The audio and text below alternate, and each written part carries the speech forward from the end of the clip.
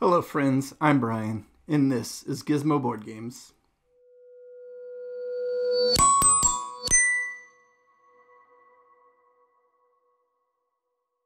Today I am bringing you a review of Champions of Midgard by Gray Fox Games. It's a worker placement game that came out in 2015, and it's had 2 expansions since then. I own everything, but in this review I am only going to cover hopefully the base game. I tried to avoid setting up anything that came from the expansions. I might cover the expansions a little bit as we get into my final thoughts and whatever. But in my quick overview, when we go to the table here in just a minute, everything should be just the base game only. So let's go ahead and get to that overview. All right, I currently have it set up as if 3 players are playing, although I'm just going to quickly kind of give my synopsis of the game like I would if I was playing with my friends and introducing it to them for the first time. So I've only pulled out all the stuff that any one player would need. And like I said, I've set it up for 3 players. If you're playing with 4 players, you would use these spaces on the map as indicated with the 4-player the meeple pawn tokens, if you will. So in general, this is a worker placement game, but also it is a little bit of a Viking dice fighting game.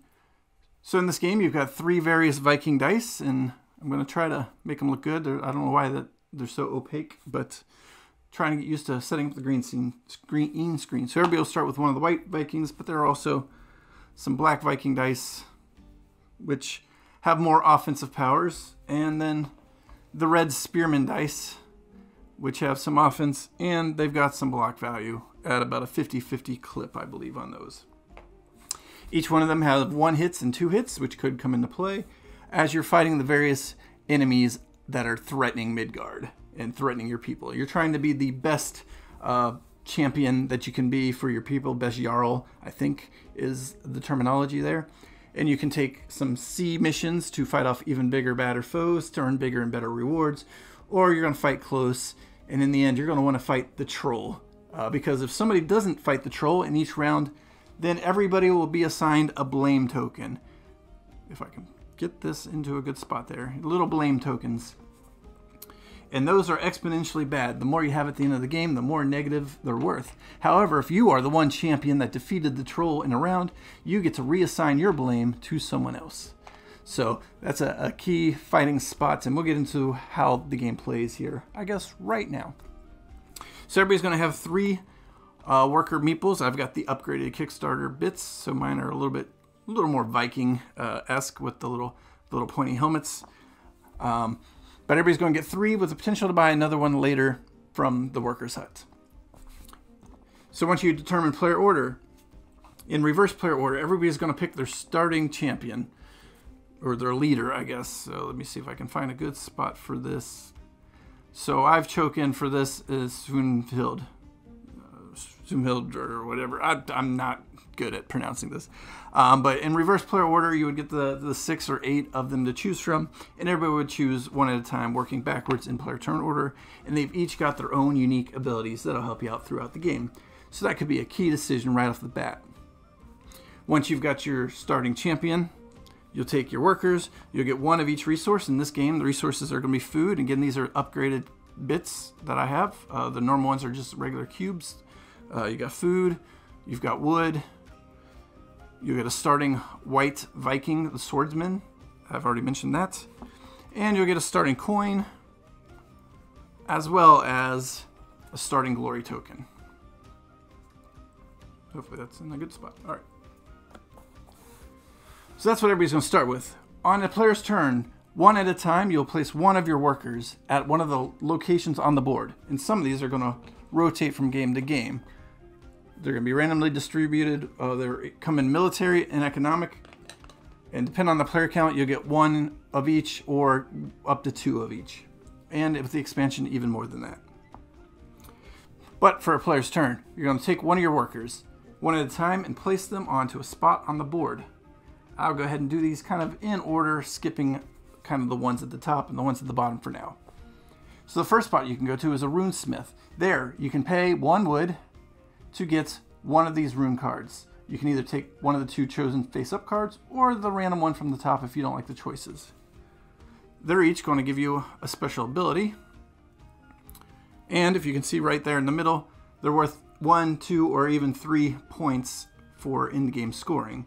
And that's indicated by the little circle, gray circle dealie. That's always going to be points in this game. And that's not a very good spot, so let me try to read it to you here. But you've seen it. In this one, you would discard one journey card you just revealed, and then draw and resolve the next one from the deck. So that'll help you out when you go on one of these journeys. If you don't like the card that's revealed, you could replace it with a random card from the deck. Once you use this, you would just flip it over, and you will have used it. You get 1 use per game of any of these cards you pick up. And those come from going to the runesmith spot and paying the 1 wood as indicated on the spot. Once the person's there and around, nobody else can go there. And I didn't mention, but the game's going to play over 8 rounds. At the end of the 8th round, you will go to final scoring and see who wins. So once a worker spot is taken, nobody else can go there that round. The next player to the left would then place one of their workers somewhere. Let's say they move down and they go to the Sage's house. The Sage's house is unique because everybody's going to start with 1 Sage card as like your secret objective, and you can gather more as you go. So if you go to the Sage's house for free, you just take a top card from the deck, unless you've got one of the leaders that help you get other ones. And this is a real bad green screen I've got going on here, but hopefully you can kind of see what's going on there. And at the bottom of the card on the left-hand side is at the end of the game, when you achieve this objective, if you're the sole person to have the most of whatever it is, and these are all going to be just have the most somethings, and I think that's an expansion card actually. I did not set this deck up. All right, for example, this card here says have the most food at the end of the game. So if at the end of the game I've stockpiled 8 food and nobody else has more than 8, I would get the points on the left. In this case, it's 5. If I tied for the most, I would get the points on the right, which I believe is 2.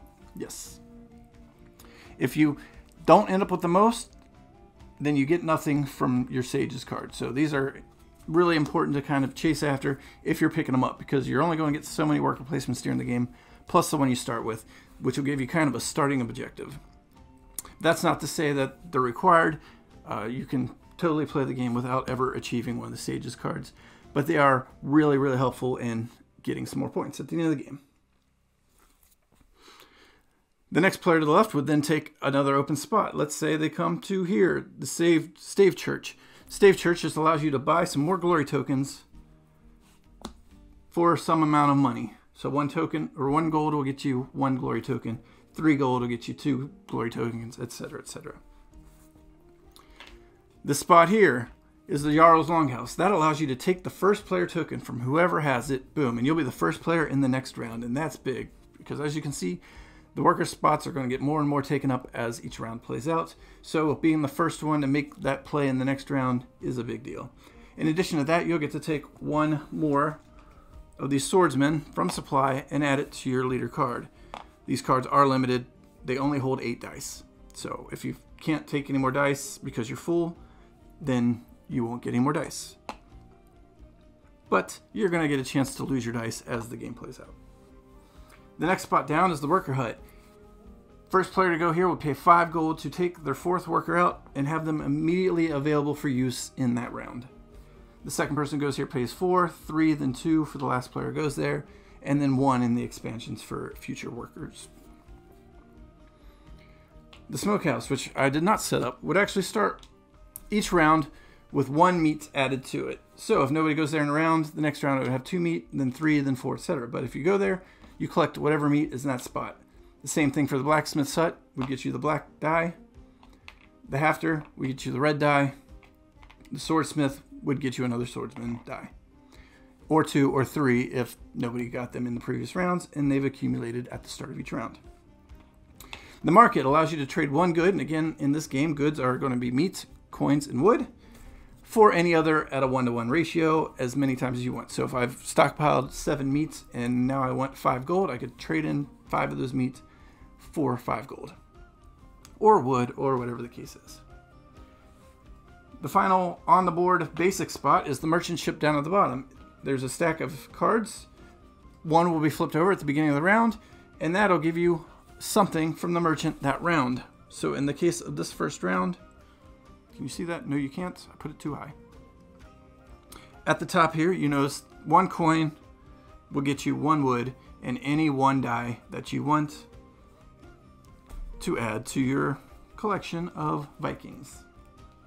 There are other options such as this one, which gives you 2 food and a wood for a die, or for a gold, etc., etc. And those will change every round to entice you to come check out the merchant ship. The other basic spots, like I mentioned before, are going to be these changing spots. So for the sake of this game, I grabbed these 3. I got Folk Warriors here. For 1 food, you can get 2 white dice. The Scald, which is just straight 2 points if I go there.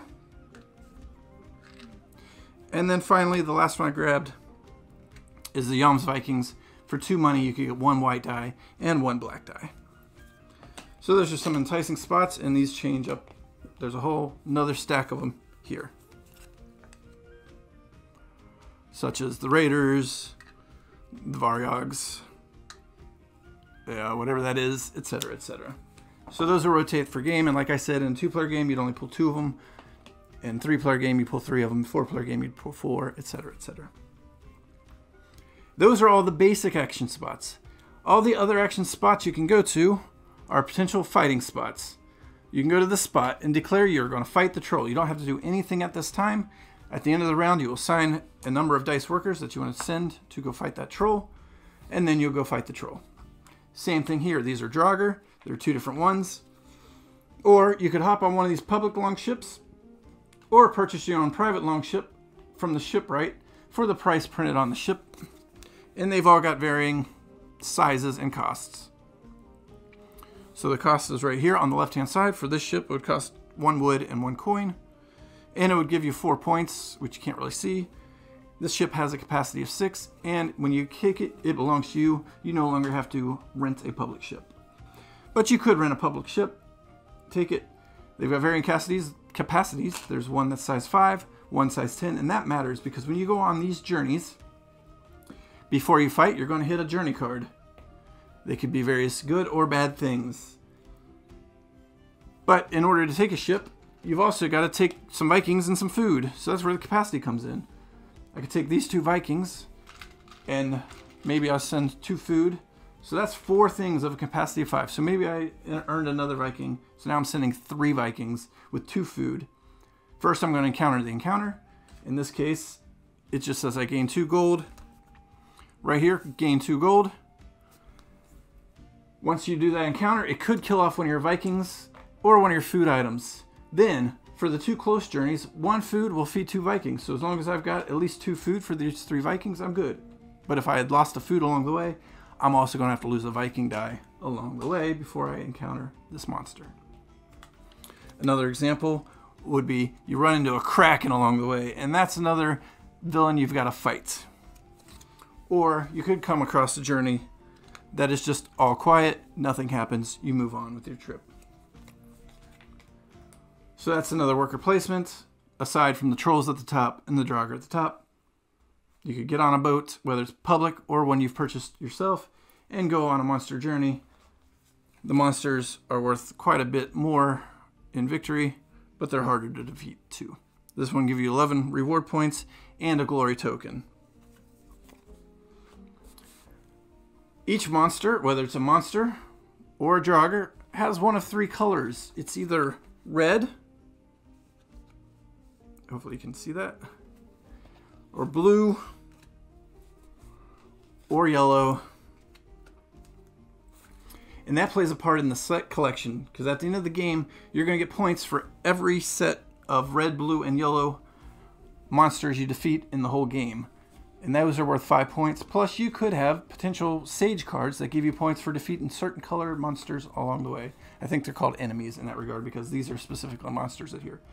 So if you defeat a red, a white, or a red, yellow, and blue enemy, 5 points. You do it again, another 5 points, etc., etc. You're not limited to the number of enemies you fight in a round other than the worker placed.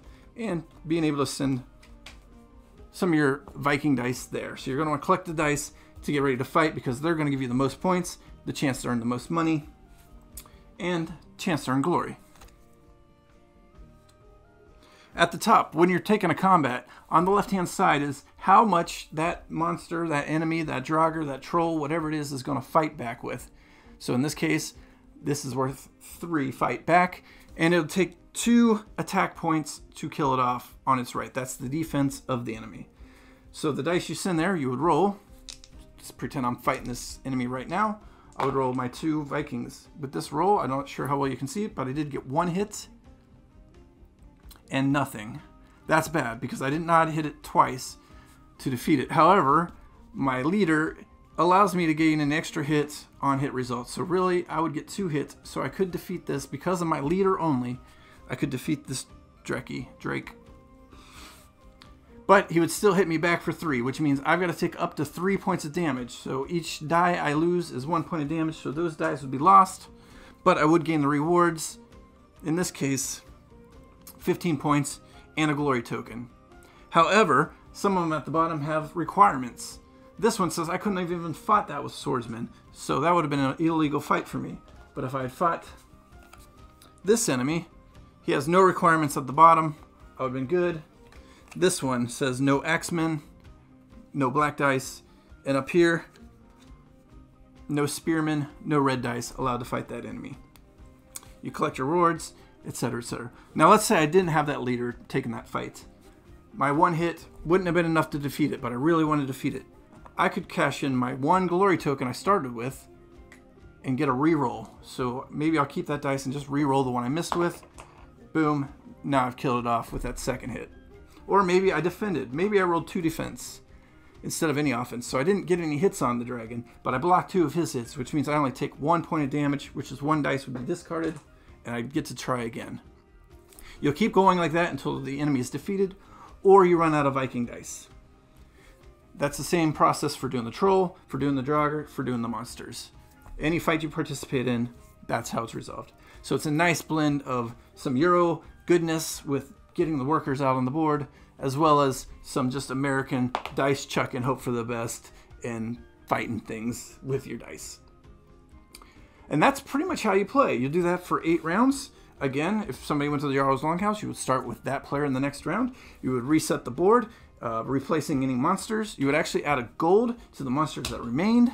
You would replace all the draugrs, all the trolls that went undefeated, and you play it out again and again and again until 8 rounds are over. Then you'll check your points from defeated monsters with the set collection I mentioned earlier, from your points from your runes you collected earlier, your points from your sage workshops, your hidden objectives you had, and then your negative points from collecting the bad blame along the way. And that's pretty much it for the game. I hope that at least gave you an idea of how to play and give you an idea of whether you think you'd like the game. Let's go ahead and go back to my front cam view as I get into some of my Gizmo final thoughts. All right, so my thoughts in Gizmo format. That means I'm starting with the G, gameplay. What do I think about the gameplay? Well, I like worker placement. I like managing resources because you need to manage the food to go on, the river journeys to go beat up the monsters who give you more points. You need to manage your wood resources because you can use them on various worker spots to turn into other things. You need to manage your workers. You're only going to get so many actions a game. You got to manage your gold because you might want to use that for certain things. Along with the hidden objectives, I really like hidden objectives. I like the variability in player powers from picking your leader, and I like the fact that you pick it up in reverse player order. So even if you're last in the first round, you got the first pick at the best leader per se. I just like all the options that are available on the board, and it's not hard. It's not really hard to teach, and I'll get into that, I guess, a little bit later with Is It Easy? But yeah, the gameplay is a great mix, as I mentioned a little bit ago, of the Euro worker placement-ness, and I didn't mention the hunting grounds where you can just go to roll for food if you just want to stockpile food. Any number of people can go hunting in a round as well. And hopefully I covered all the other spots outside of that.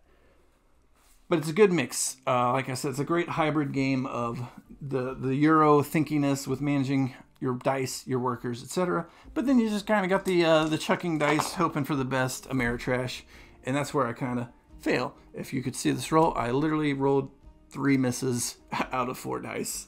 And that's kind of how dice rolling goes for me generally, so I'm not always a fan. But this one, I don't know, it makes it kind of fun. So I think for gameplay, it's really enjoyable. It probably is a little longer than it needs to be, but if you play with a group who's played it a few times, it can move pretty good. Everybody's familiar with what to do, what they're trying to do, and where to go to do those things. And in the end, you're just collecting dice or things to help you fight monsters or just get points. So, gameplay, I really enjoy it. I have since I first got it, and that's why I got all the expansions for it. And yeah, and I'll go ahead and talk about the expansions now. I guess this is good places anywhere.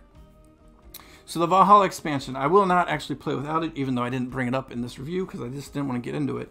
But Valhalla, because of the dice bad luck that I always seem to have, Valhalla gives you a chance to get these tokens. For every die you lose, you get a token. And the Valhalla has a separate board where you can cash these tokens in for just more things, more goodies, more rewards, more abilities. There's new dice, 3 new types of dice come with the 2 expansions. So you just get more variety of play. You also get a leader die with its own special power. In addition to your normal leader power, if you roll the leader die with its helmet, you get a special power, and that's something else you'll draft at the beginning of the game. And you can get that leader die back if it's killed off through the Valhalla cards. And there are going to be 3 big bad, well, in a 3 or 4 player game, there's going to be 3. I think there's 2 in a 2-player game that you can go after too. Those take a lot of Valhalla tokens. You know, you have to lose a lot of Vikings along the way. But then you could get yourself Fenrir for sure is one of them. I don't remember all the other ones. I'm not super big on Viking lore. But if you know of any big bad Viking lore things such as Fenrir, I'm sure they're in the deck. And those are just neat things to chase with your bad luck. Or maybe you could have blocked something because you rolled okay, but you still want to kill it off because you're eyeballing a certain reward token. So I just like the variety that Valhalla adds, so much so, especially the dice mitigation part, and adding that bad luck into the game as another thinky piece. I really enjoy it, and I always play it with Valhalla now. It's not a whole lot to add a couple extra minutes of teach and setup.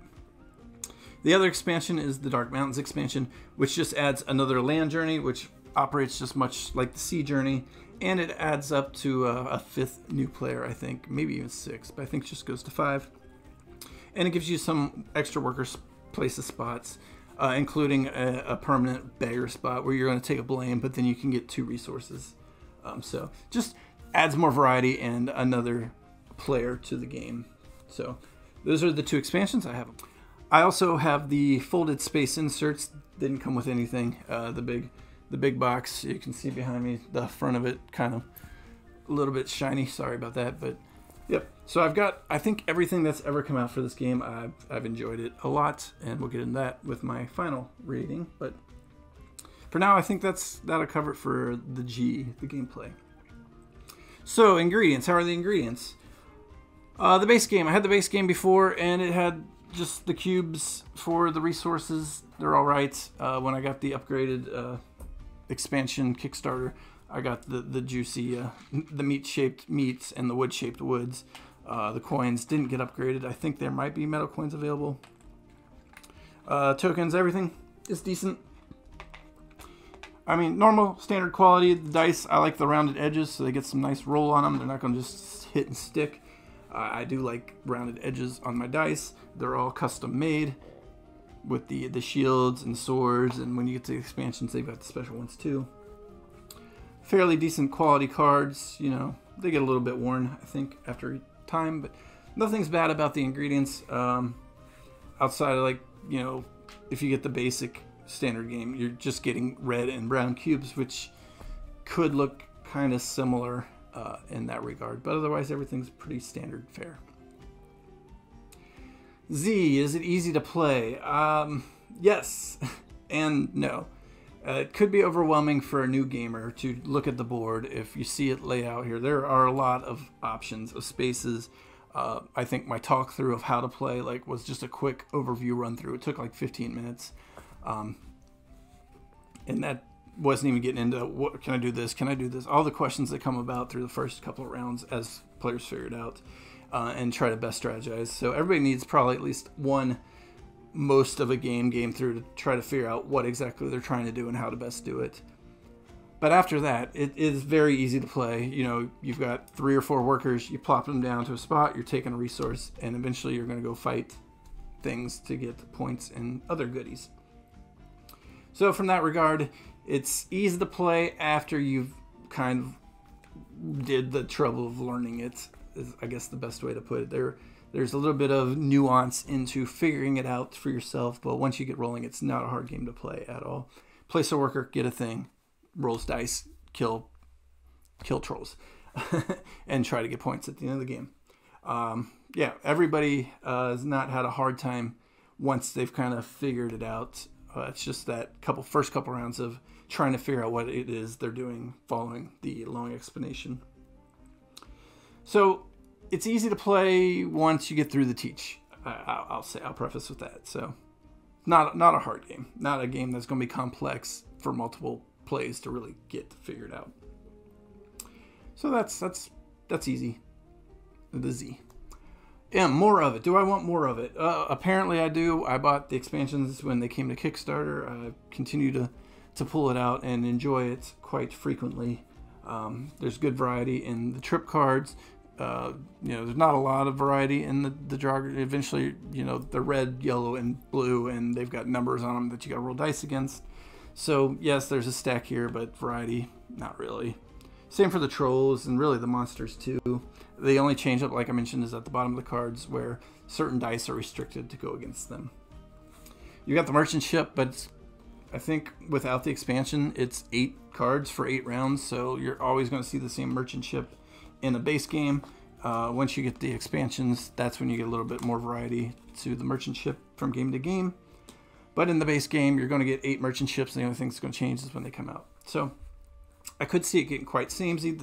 That changes with the dice. If you change your leader, you got new powers to play with, and just the nature of worker placement, people taking different spots and different strategies and different rune cards and different things they're trying out as the variety. But the game itself, yeah, I guess it is kind of samey after a little bit, but that hasn't stopped me from wanting to play it quite frequently. I really enjoy playing this and don't have a problem pulling it out more and more, with the preface that I do generally only play it with the Valhalla expansion anymore. And that's just because of the dice mitigation. Originality. Is it original? Vikings? No. Even when this game came out, I don't think they were that original. This was in the heyday of, I think, Vikings. All games were kind of Viking back then. So Vikings original? No. Worker placement?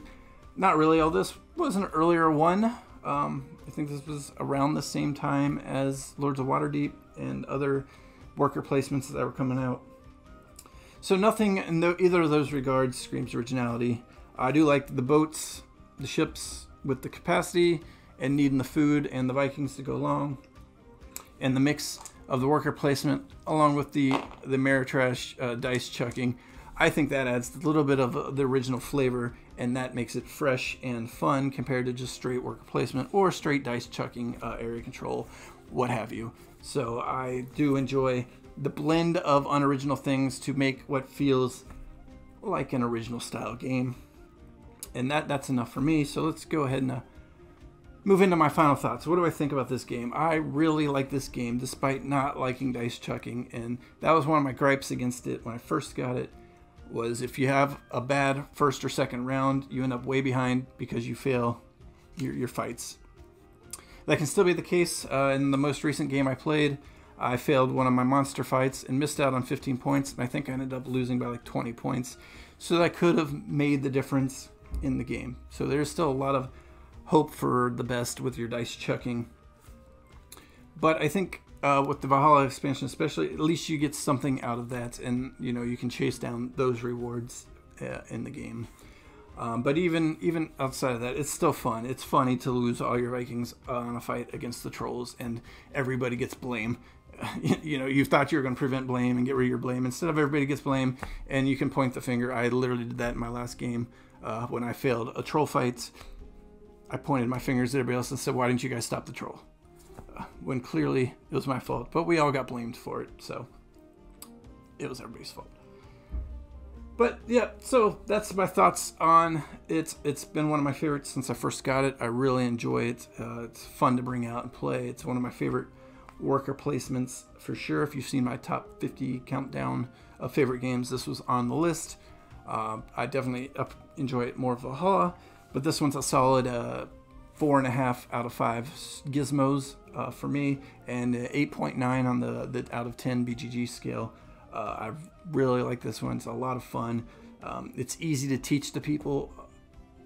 For the most part, people are interested in chucking the dice and trying to fight off trolls as Vikings. Everybody kind of gets into that theme, and it's not too hard to teach the concept of worker placement and dice chucking combo to most people. So it's not a tough game to get out in most groups. I hope you enjoy this review. I wanted to bring back a game that might have been forgotten in the passage of time with all the new hotness, and get this one back into the sight lines. I hope you appreciated this review. Give me a thumbs up if you liked the video. Subscribe if you haven't already. If you've made it this far, and you should stick around some more. I bring a new video once a week, generally on Sunday, and then sometimes I throw some others in the middle of the week just to catch you off guard. And leave a comment below. What are your thoughts about Champions of Midgard? Similar games that I should check out that I might not know about. Let me know in the comments below, and I will catch you next time. Bye.